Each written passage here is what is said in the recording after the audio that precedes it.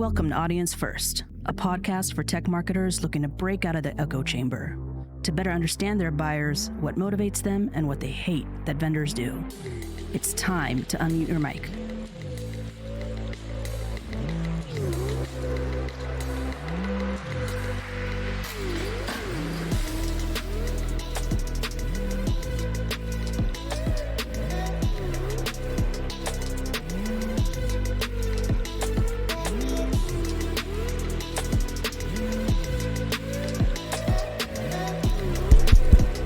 Are you ready?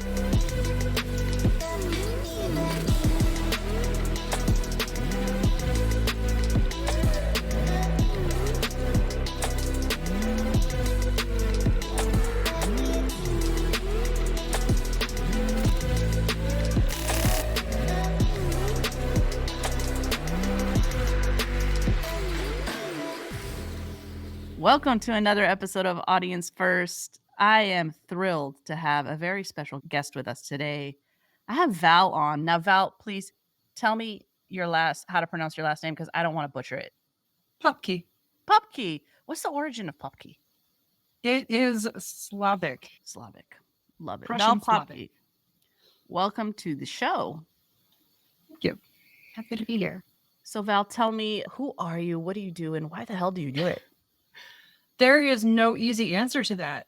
My latest working title is Wandering Cyber Vulva. So what I basically do is I just roam around LinkedIn and I don't really doom scroll. I just wander between comments and pop little insights and bits of philosophy and history in there and just go with the flow, leap on the wind. Oh my goodness. Anything compelling that's gotten you to raise eyebrows on LinkedIn? The ongoing current, over a year old now, full-blown class warfare / hiring circus has definitely been at the forefront of my attention. I have a little bit of a vested interest in that, being somebody who is an active job seeker in cybersecurity / GRC. Not really cybersecurity proper, that's a whole other topic. But in the assurance world and adjacent to cybersecurity. So being a leader in that area and just understanding, like having the insights of, I know why this is happening, but with just the way that there's a duality to everything and skill atrophy in different organizations and shifts, keyword searches, whether they be human or machine, it's just very procedural, very checkbox. And that harkens back to a lot of problems that are faced in cybersecurity with veneer security, checkbox security. So I've been trying to find a way to integrate those kinds of very human, people-centric struggles into cybersecurity discipline. And that's how I coined the phrase cybersecurity, where instead of CY, it's PSY. Yes, I'm pointing fingers here. Yes, because I noticed that as well, looking through your profile. I wanted to actually dig in a little deeper. So tell me more. I interjected. So sorry. No, I'm diagnosed card-carrying ADHD, so I totally get it. They just happen that way. Security, I guess the executive summary of a long story short, it's an integrative approach to cognitive science, integrated ESGRC of the OSEG variety. Let's see what else. DEI is integrated in there. Psychological safety is integrated in there. And a handful of other things that kind of traverse each and every one of those. So I didn't intend to go out and have something that could be applicable to emergent AI technologies, but that's what it turned into, just noting all of the parallels and then just falling headfirst into cognitive science at some point and seeing all the different parallels between just learning about how the human mind works and doing the metacognition with my own thoughts and all the free time that I have, and just reflecting and seeing how security practices could be applied to the world of just communication and psychological safety and psychological security, and teaching people this is what exploiting your vulnerability looks like. This is how you can help protect yourself. This is how you can protect your organizations. This is how you can preserve and protect value, create new value. Just with the world of, even lost the word, personal brand, and just the high focus on intangible value it's in the market space right now, with Gen Z coming up being very heavily focused on that. It just seemed like a natural fit to take all of what I know about cybersecurity and information dominance. And I was an inspector general inspector in the Air Force doing readiness inspections, which translates very cleanly into GRC. So I'm not technically an auditor. I'm not officially credentialed in that area, but Dr. Blake Curtis, if you're familiar with him, published last year a dissertation about the necessity for a next gen cyber auditor. And I have about 10 years of experience in something that doesn't exist yet. Yeah. So Wow. yeah, that's how I've just been conducting myself on LinkedIn. And Yep. it comes across as a little bit vociferous at times. So get a little bit outspoken, and it puts me in a precarious position where it's like, why are you talking about this? It's part of my job. It's part of my drive. It's part of my intrinsic motive. It's part of your value systems that you say that you want to have. So I've resorted to daring companies to hire me at this point. If you think you have good programs, hire me. I dare you. We'll find out. Yeah. Let's do this together. I love what you're mentioning here, and I feel like I know that in a lot of the conversations that I'm having with other practitioners is that these concepts come up to some degree, but there's nothing like methodically or practically executed with regards to communication, with regards to the cyber security with the Right. PSY. Yeah. It's not executed at scale and pragmatically, I feel like.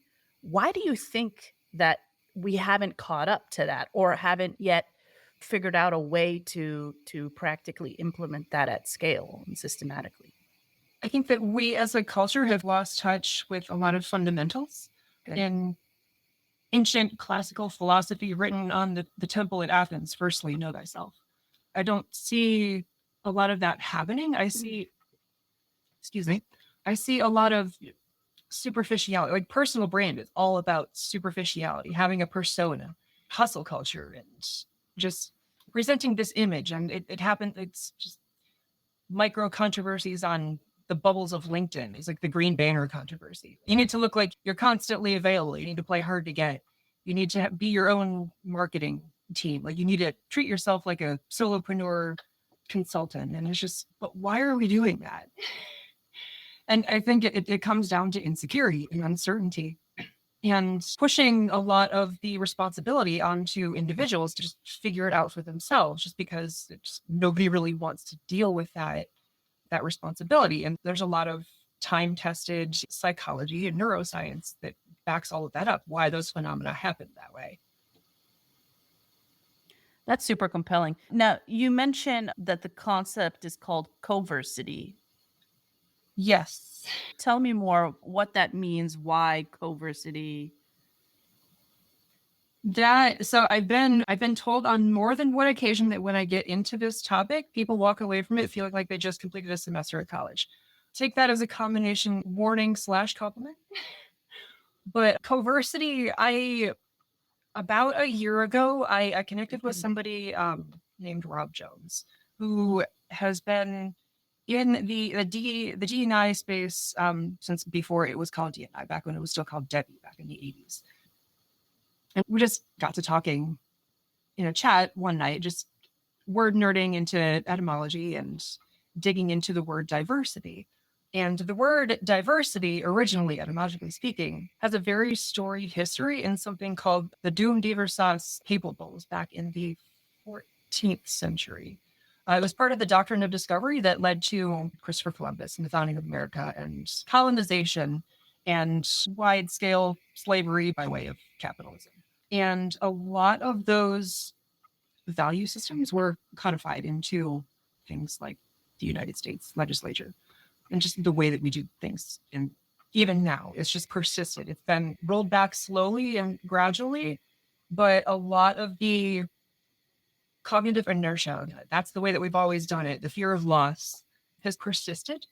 And that extends into linguistic determinism and linguistic relativity. Nietzsche was very well known for talking about this in the prison house of language, and we fail to think because of the language that we communicate these concepts with. So that's what I've been doing, a lot of just abstraction and trying to figure these things out. And that's where etymology comes in handy. The concept of diversity itself, starting with DI, is divisive. And that's what Rob Jones taught me.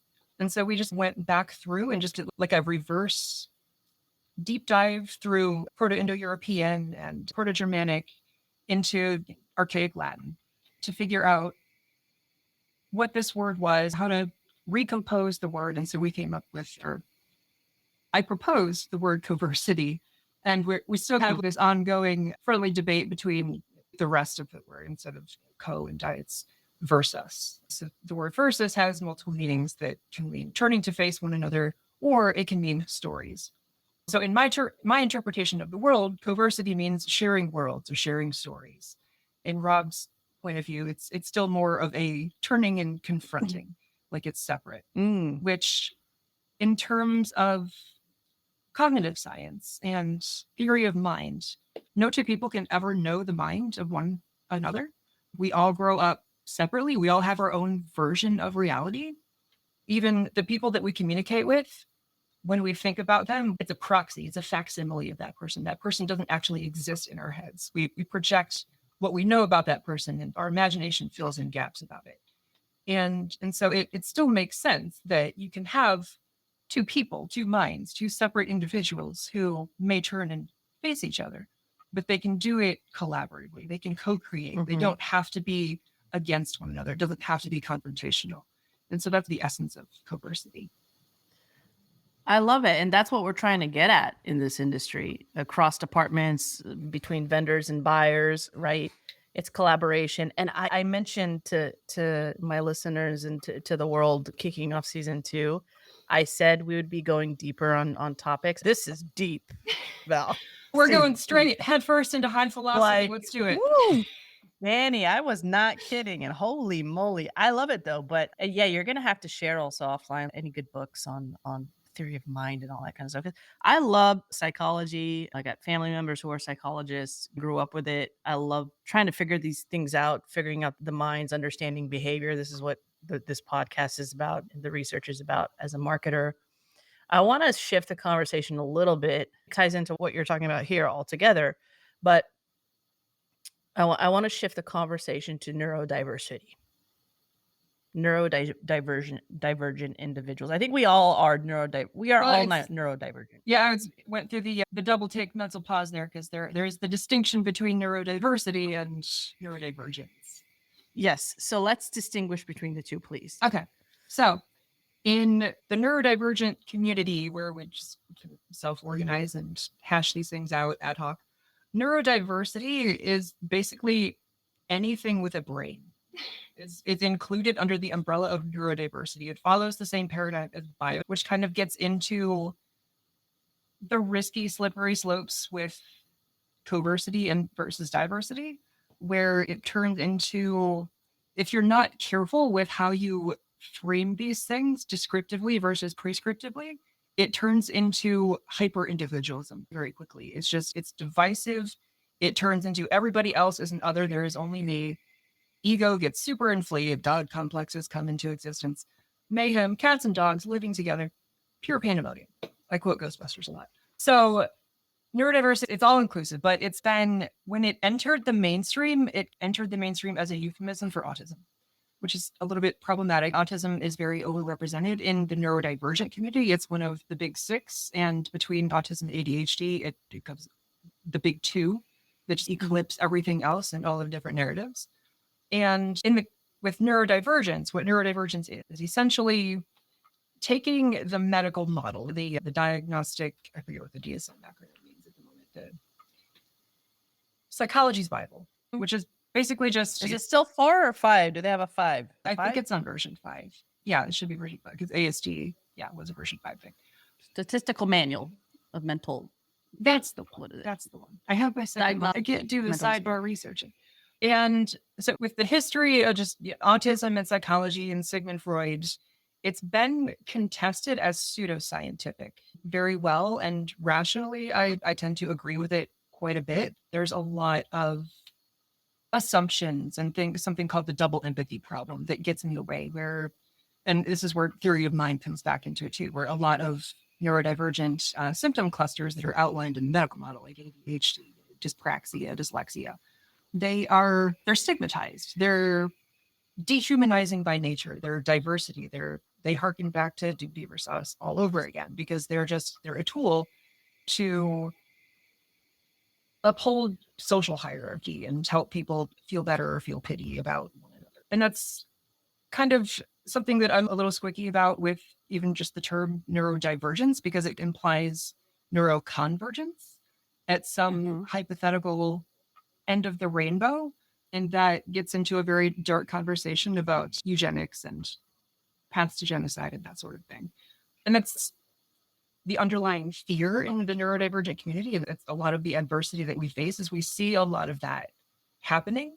It just happens very covertly, very subtly. Not even death by 1,000 cuts, it's death by 1,000,000 cuts, which is still death by lethal laceration. No matter how you do it, it just however many cuts each individual person, how you hold 1,000,000 people accountable. So it's a very large systemic issue. And that's just neurodivergence has been an attempt to reclaim that social identity and bring all of these disparate identities. Last time I checked, there was like 20, 26 or so. And it's mutually agreed recently that things like gender incongruence or they also fall under the umbrella, straight line into LGBTQ plus community, instant allies. It's very intersectional neurodivergence.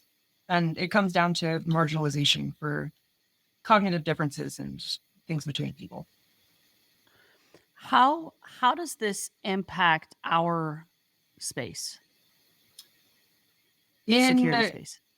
a lot of neurodivergent people gravitate towards computers and having the interface of technology and data science. Is just how a lot of neurodivergent minds work. It just clicks. It makes sense. It's a niche area for us. There's an element of trauma bonding involved with it, where it's just you get pushed out of the mainstream of society, and you find a way to fit in. You find a way to be fulfilled and be valued, and it just works that way. It's say there's a lot of neurodivergent people that gravitate towards paralegal and legal fields and things where there's a lot of structure and order and where there's a big make it make sense. It drives a lot of neurodivergent miscommunication with neurotypical people. And that's the superficiality. Everything comes back, make it make sense. If you can't make it make sense, now we're having now we're going back to classical rhetoric where it's like, who's using ad hominem and what does truth actually mean? Yeah. So you mentioned the term neurotypical. What Yes. is neurotypical? By the way, I Neurotypical apologize for all these questions, but I really want to make sure I understand what this all means. neurotypical is representative of just the non-neurodivergence. Okay. It's another word is neuronormativity. It's the general public and the masses who either don't know or don't consider that there's something unique about them. It's just they are complacent enough and content enough in the status quo, how it is, that they don't really see anything amiss. Just go about day to day. Okay, so this is very interesting to me because and I interjected there with your train of thought. Did you want to add something to that? That was pretty much it. Okay. No, but it's interesting because one of Audience First's advisors and principal CISO advisors, Dmitry Sokolovsky, he is now, I think he's the VP of InfoSec at SEMrush. He used to work over at Avid as the CISO there. We created a course called the CISO Value Distillery, which is basically for sales professionals in the cybersecurity vendor community, which teaches them how to create value to the CISO role. And one of the modules in the course was understanding that the security space is full of neurodiversity, but then you're mentioning like to me like neurodiversity is everybody. Yes. But what he had mentioned, and I think we might have to update some of those slides for clarity, and it is that the security practitioner community is largely neurodivergent versus the sales and marketing community, which my assumption is more neurotypical. Type A, And how going extrovert. yes. Yeah. So his question in a previous podcast that we had together in a conversation, which was largely like this, we just jammed out. We didn't even have a talking track or whatever. He had asked like, why are the people seemingly more neurotypical not helping me understand and learn how to translate and communicate to more neurotypical people, Right. like the board, like the CFO, and that kind of stuff. So, my question to you, or really, let's just open up the conversation, is like, how do neurotypical individuals, how should they best learn how to communicate with neurodivergent individuals, in your opinion? That is a very tricky question. Yes. There's another saying that goes, if you've met one of us, you've met one of us. So the tendency to stereotype, and even the tendency to, like, for me to try to speak on behalf of the neurodivergent community, it's risky. Like, it's not, Mhm. it's, and having just that strong internal sense of injustice and fairness and principled approaches to explaining. I feel physically uncomfortable speaking on behalf of the neurodivergent. All I could really speak on behalf of is That's myself fair. and my So that experiences and yeah, what let's I've talk about had you then. vicariously, just what I've Sure. managed to see and who I've managed to talk to. So, with that huge grain of salt in mind, it's basically that. It's to understand that a lot of neurodivergent people, what's going on in our heads is make it make sense. It's not a challenge to the social hierarchy. It's not a challenge to, like, personal credibility. We're just trying to understand. It's very Socratic. We're looking for a dialectic conversation. Mhm. We want candor and directness. We don't want to have to try to read between the lines and deal with all of the body language, because sensory overload is a thing. And just with the way that our brains develop in that divergent sort of way through whatever means, like, PTSD is something that I experience, have experienced, and continue to experience regularly. Mhm. It affects the way that I view the world and process information and communicate with people. It changed my brain. There aren't literal scars, but it cognitively speaking, it has scarred my brain. And so that's where kind of trauma informed leadership comes in. So it's giving the grace, it's giving benefit of the doubt, it's going in and having earnest conversations and good faith conversations, and just trying to cut the BS a little bit and have a little bit of authenticity and have a little bit of vulnerability and try to build those empathetic bonds between people, because we're craving, because we just get harmed so much by the superficiality and just get judged on superficiality that isn't there. That holy shit. That is perfect because you basically summed up what I'm trying to tell people. You can't It's so unique to each individual, and, like, leading with that authenticity and that empathy, you have to start there because of the uniqueness and the differences between people. Yeah. My And questioning gosh. everything. My What are my gosh. assumptions? You have to be familiar with that. You have to be comfortable with that. And I don't think enough neurodiversity training covers that as far as Mhm. neurodivergent inclusivity. You're opening my mind to a lot of new concepts, which intuitively I feel like I know that, but I don't. It's not, like, clear as day to me. Exactly. It's not written in, like, black and white, which Yeah. I think it should be. I've noticed that a lot. Like, why don't we have more, like, practical philosophy, applied philosophy that people learn at a young age and Yeah. continuously learn as their brain matures? Because the human mind doesn't finish maturing until somewhere around age 25. I need to introduce you to another great individual who has a podcast called Cyber Empathy. Her name is Andra Zaharia. I think you would be a great guest on her podcast to talk about in more detail some of these themes, concepts, and issues that we need to address more prevalently out in front and forward.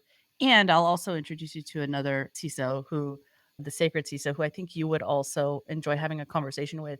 If you're open to it, by the way, I mean, if you don't want to have these conversations, by all means, you need to make the intros. But I think you would benefit, and they would benefit from the conversation. I'm all for it. I'm trying to live by the Socratic oath lately. Yes. So it's trying to integrate leadership with teaching, because I see a Hmm. lot of different parallels just being formally trained in full range leadership development and identifying as a transformational leader. There is a lot of parallels with andragogy and Yeah. Socratic oath. So, Mhm. and all about Uh, spreading the word and opening minds and just introducing the language for these concepts, because that's what it comes down to. Is people are just like, I don't know how to talk about this, panic, and yeah. it turns into an insecurity thing. Yeah, Hashtag 100%. cybersecurity. I want 100%. I wanna dig into Sorry, let me just one of my guests popped in, and I had to kick him out. 1 second, let me just send him a quick message. Sorry, Val, give me 1 second.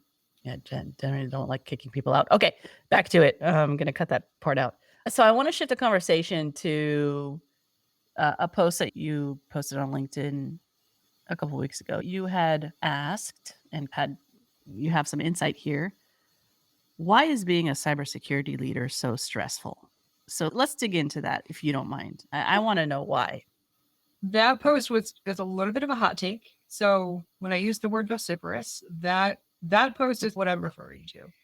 It's a call to action, a little bit of awareness, just to say that being a cybersecurity leader and being in the assurance world in particular, that concept of insecurity comes up quite a bit. And when corporate cultures are punitive, when there's a lot of fear that people are fear of reprisal, fear of getting it wrong, fear of losing one's job over saying the wrong thing, it affects cybersecurity. See why cybersecurity? Because then people make mistakes. They're off their A game. They're covering things up. And so it turns into that trying to do security on both fronts, where you're trying to protect the organization from cyber threat landscape and cyber criminals and cyber piracy. I like how the insurance community went back to the golden age of piracy when it goes to, I see a lot of parallels in that with cyber. And then on the corporate front, you have the change management stuff. You have the laggards that change aversion. You have risk aversion and things like that. And then you have the concept of truth, trustworthiness, transparency, all of the pillars of assurance and quality management, where you can't get caught saying the wrong thing, or it becomes a legal liability, or it becomes just a risk to SEO, market value, and all these different perverse incentives that businesses chase after. So you end up having to play defense and try to protect the business from itself while also trying to protect your ability to keep doing both. And so it feels like it's an attack from all sides. And it's just with the statistics with cybersecurity burnout and how CISOs are now under threat by regulatory agencies and being scapegoated and just all of that different stuff, it's incredibly difficult. It doesn't feel like there's any advocacy or allies or anybody. It's just security is the island. It's the last bastion. Why do you mention to others to triple dog dare them to hire you? What is it? Tell me more. Because being a neurodivergent leader who's seen some stuff and done all of this and reached that level of self-efficacy, I see the shenanigans for what they are. I see through the groupthink at the highest possible level. It's just like, I will tell off as a CEO. I don't care. I don't see the title. I see a person. I see another human being who's just as scared and just as unsure about what to do next as I am. So why not work together and try to figure this out for the benefit of everybody who is in our purview as leaders? Because as leaders, leadership's a privilege. And having the privilege of people looking up to you and trusting and understanding that there's a mutual sense of self-interest in mind. It's an exchange of self-interests. And I think a lot of that just gets lost. A lot of the focus goes into the business is the business and loyalty. And gets into the concept of neo-feudalism and how corporations are more polities than they are people. So it's just a lot of conflation of these very abstract concepts in high philosophy. It just leads to mass confusion. I forget what we were talking about. No, we were talking about why you triple dog dare. Okay, yeah, people that's it. hire. Yeah, so, yeah, it's just because I can speak truth to power and I can do it intelligently without resorting to ad hominem. And then if I sense ad hominem is coming, I will go after the ad hominem. Like, why are you coming at me with ad hominem? Does that mean like I'm an anti-bully? But I wonder how ready people are to accept the anti-bully. That sounds counterintuitive. That's why it's a triple dog dare. It's because like I'm going to come after that competitive mindset. Like I'm an introvert by nature, but I'm a well-adjusted introvert. And I'm at the point where it's like, I'm not afraid to say I have been unemployed for a year. I have a growing employment gap that is becoming a self-licking ice cream cone of a problem for me. And on top of that, like I'm getting black booked for openly criticizing hiring practices. And it's just, okay, I dare you to hire me. Put your money where your mouth is. Hire me. We'll figure out if I'm a military trained purple dragon. I will find stuff.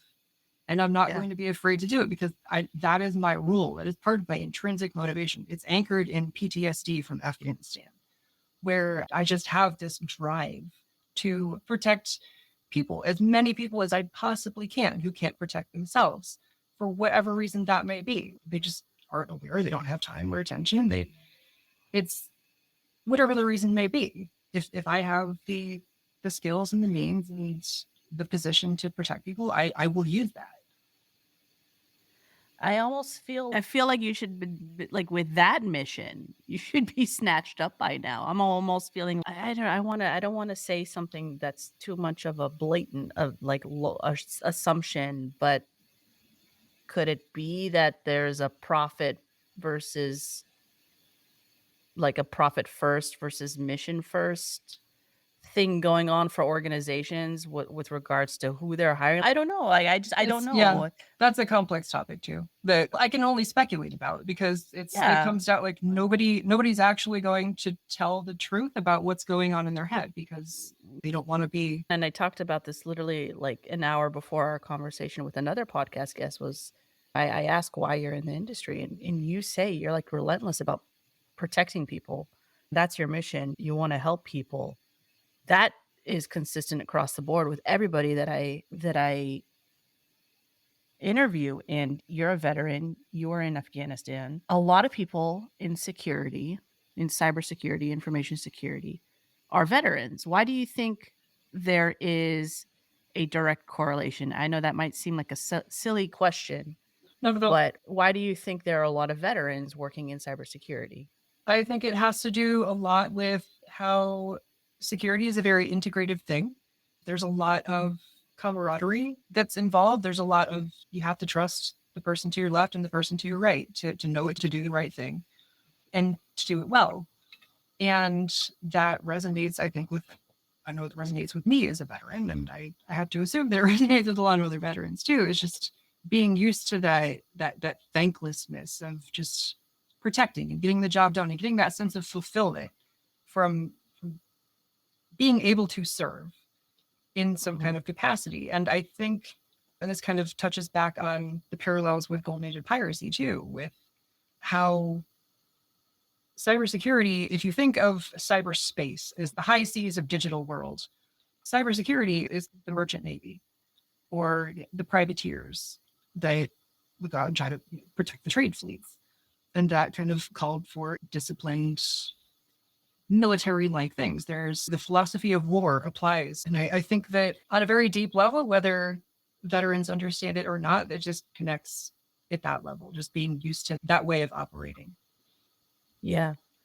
It's an interesting perspective. You say there's a lot of camaraderie in the conversations that I have. Still, there's a lot of disconnect too. There is. Yeah. So it's, and I think that kind of comes with the clash of ideologies with the business world being what it is and being feudalistic by nature. And just the last few decades have been promoting something called the dark tetrad, that the dark personalities as having a lot of business value as business leaders, just being cutthroat and being worthless. And I mean, it goes back into game theory and the Nash equilibrium is what I found most recently. It's just like the way that economics are set up. And what I'm assuming people learn when they go through MBA courses is that it is very warlike and it's very competitive. And the rules of the game in the Nash equilibrium, it completely literally rules out collaboration between organizations. So it's basically like a bunch of little mini empires all duking it out. So yeah, it gets a little bit confusing. Which values do I follow today, or which values do I follow in this scenario or this situation or this life event? That's quite, I feel like, a hurdle or a challenge to navigate. It is.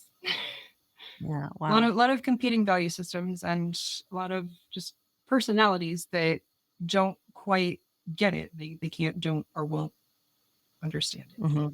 And statistically, just as leaders go up in the ranks, they start to lose their sense of empathy. They start to lose their vicarious ability to feel other human experiences, and they get a little more selfish. something called hubris syndrome. It's an actual form of brain damage from homeostasis doing its atrophy thing on a piece of the brain that isn't being used when people are in positions of power for too long. This is hubris? Hubris syndrome. Yes. Wow. Okay. By the way, I have a lot to look up after this session, which I love. This is why I do what I do, because I want to learn more. I want to consume more. I want to understand more. So I deeply appreciate you coming on today. And again, thank you for your service. I really do commend you. And we are headed towards the end of the session. This was like one of the deepest sessions I've had. And I do want to ask you before we sign off, if there's anything that you want to impart on the audience today. I think I delivered my promise of a college course, and Love it's a it. little bit longer than a single LinkedIn post, but yeah. This is just a typical day for me as a wandering cyber vulva. That's hilarious. Val, thanks again for coming on the show. You are always welcome to come back. I hope you had a great time. I did. Thank you very much for inviting me.